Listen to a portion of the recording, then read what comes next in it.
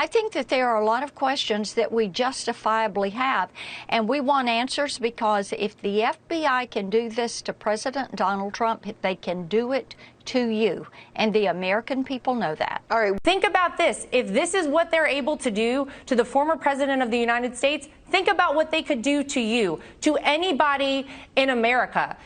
Yes, exactly. If they can raid the home of a former president when he steals classified documents from the White House, just imagine what they can do to you when you steal classified documents from the White House.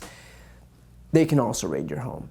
And let's be clear, this talking point wasn't just a one-off. It wasn't just Marsha Blackburn and Laura Trump. Here's conservative commentator Liz Wheeler. If they can do this to the former POTUS, think about what they can do to you. The difference is when they try to do it to you, no one will know. The GOP House Judiciary account. If they can do it to a former president, imagine what they could do to you. Elise Stefanik. If the FBI can raid a US president, imagine what they can do to you. Here's Republican lawmaker Mike Garcia. If they can do this to a former president, imagine what they can do to middle-class America with 87,000 IRS agents. That last one's my favorite. Imagine what they're gonna do with 87,000 IRS agents. I don't know, finish our national backlog of tax returns? Here's the thing about this talking point in particular. It betrays the entire conservative worldview, which, to be clear, has nothing to do with law and order.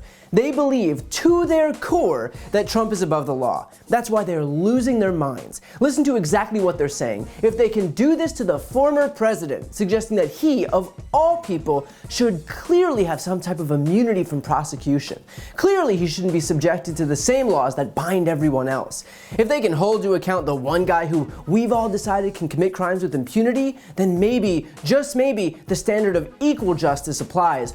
The horror. Here's the thing, the simple answer here, when a Republican has a fainting spell about the FBI being able to go after anyone, is yeah. If you're suspected of committing a crime, law enforcement can raid your home too if they get a search warrant signed by a federal magistrate after showing probable cause, because no one is above the law, even your deity, Donald Trump. So frankly, other than betraying the fact that they earnestly believe Donald Trump to be above the law, I'm not sure what kind of an impact this line is supposed to have on people. Are Gary and Barbara, sitting on their couch in their home in Missouri, gonna barricade the doors now because of an impending FBI raid? Do they really think that people are gonna be worried that this is some new standard being set here? And look, that's not to say that all those folks out there who've taken 15 boxes of classified documents from the White House shouldn't be worried, but I'm pretty sure that most people don't fall into that category. But that brings me to this pretty simple rule of thumb. If you don't want to be raided by the FBI, maybe don't do crimes. All of these Republicans are losing their minds about the politicization of the FBI and claiming that this is the worst miscarriage of justice in US history and likening it to the Gestapo and just generally running around with their hair on fire, and yet none of them are acknowledging the cause of this, which is that Trump is believed to have broken the law. And look, I'm not denying that this is a big deal, but it's also not terribly surprising that someone who broke the law is now caught up in the gears of the legal system. But Republicans don't want to acknowledge that part because taking responsibility doesn't mesh well with their priority of victimhood. If those people conceded that the whole reason for the raid was Trump's illegal activity, then they'd feel pretty dumb pretending that he's some innocent victim in all of this who wouldn't even pay a dime less than what he owed on his taxes, much less commit any serious offenses.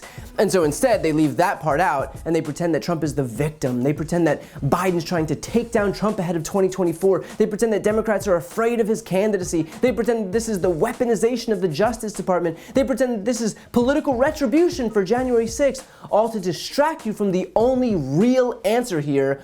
Law enforcement had probable cause to execute the raid, a federal magistrate agreed, and the search warrant was granted. It is as simple as that. So maybe, just maybe, we recognize that not everything is a grand conspiracy. And maybe, just maybe, we stop taking our cues from the same people who think that Hugo Chavez helped Joe Biden steal the last election and replaced our ballots with ones covered in bamboo fibers.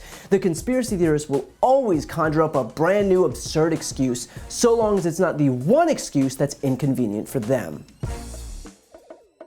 Before you go, couple things. First, if you want to support my work, the best way is to subscribe to this channel. The subscribe button is right here on the screen. And second, if you want to see and hear more from me, check out my website, briantylercohen.com. That way you can get links to my podcast, merchandise, ways to donate to voting rights organizations, and so much more. The thumbnail is also right here on the screen, so go check it out. And as always, thank you so much for watching.